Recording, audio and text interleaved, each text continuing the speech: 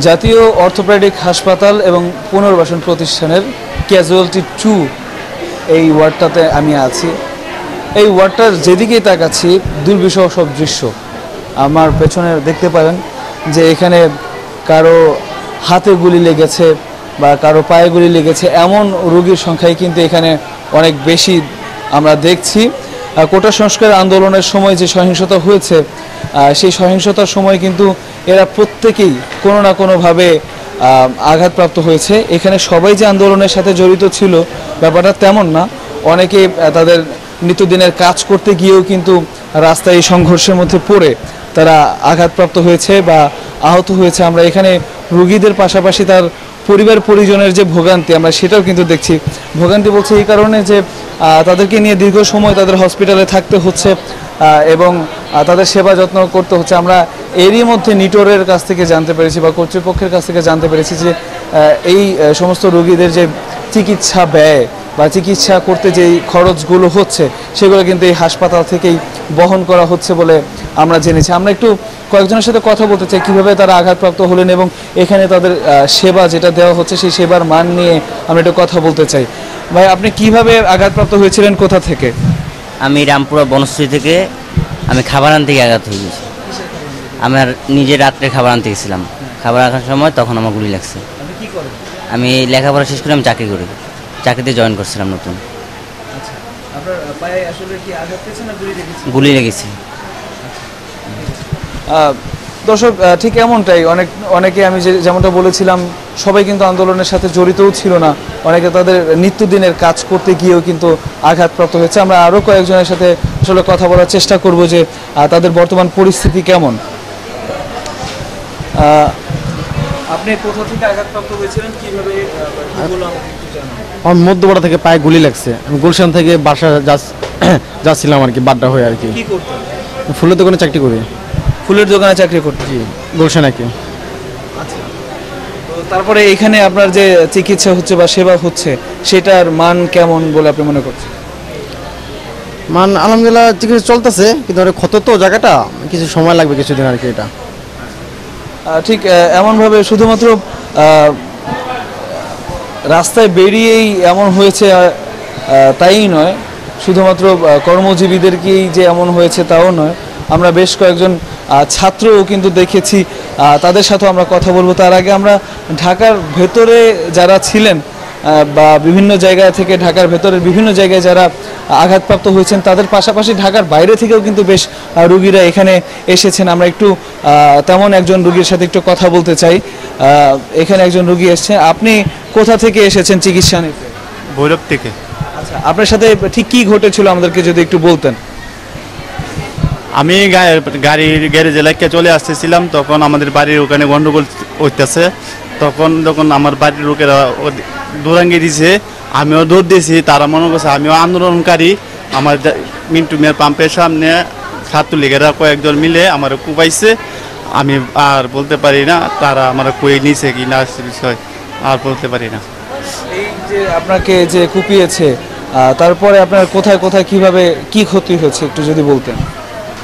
কোথায় কোথায় ক্ষতি হয়েছে আমার, ওই যে হাতে একটা পঙ্গু হয়ে গেছে, ডাক্তারে এখানে আসা 25 তারিখে বা 26 তারিখে এখানে আসা ফালাই দিতে হয়েছে।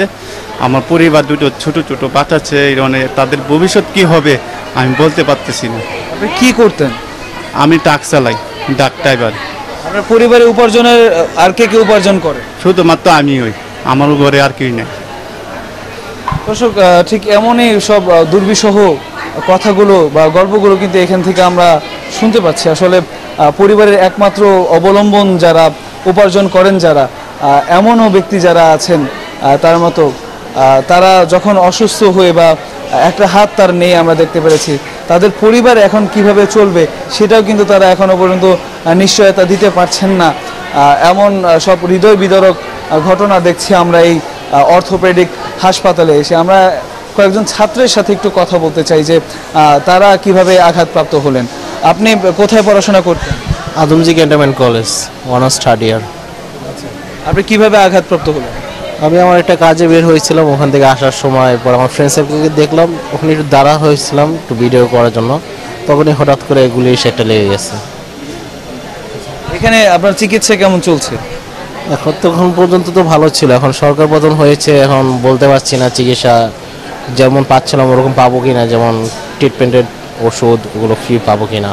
নতুন যারা সরকার আসবেন বা অন্তর্বর্তীকালীন যে সরকার আসবে তার প্রতি আপনাদের আসলে কি আবেদন আছে বা কি দাবি আছে? আমাদের আহ্বান থাকবে আমরা যারা আহত আছি এখন তাদের জন্য ফুল সাপোর্টটা দেওয়া হয়, আমাদের খরচের দিক দিয়ে আমরা যেন সুস্থ হয়ে উঠতে পারি আগের মতন, এটাই আমার দাবি থাকবে তার কাছে। 100% কপার কন্ডেন্সারে তৈরি ভিশন ফ্রিজ, তাই গুণে মানে অটুট থাকে বছরের পর বছর। দর্শক, শুধুমাত্র যারা অসুস্থ হয়ে আছেন তারাই কিন্তু এখানে দিন যাপন করছেন তেমন না, বা ভোগান্তিতে আছেন তেমন না।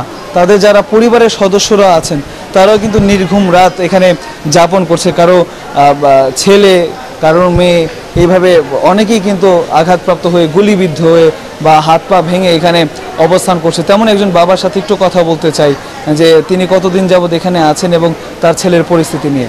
আপনি কতদিন যাবৎ এখানে? আমি 19 তারিখ মিটফুডে ভর্তি করি, ওহেন্দিয়া ট্রান্সফার করে এই জায়গায়।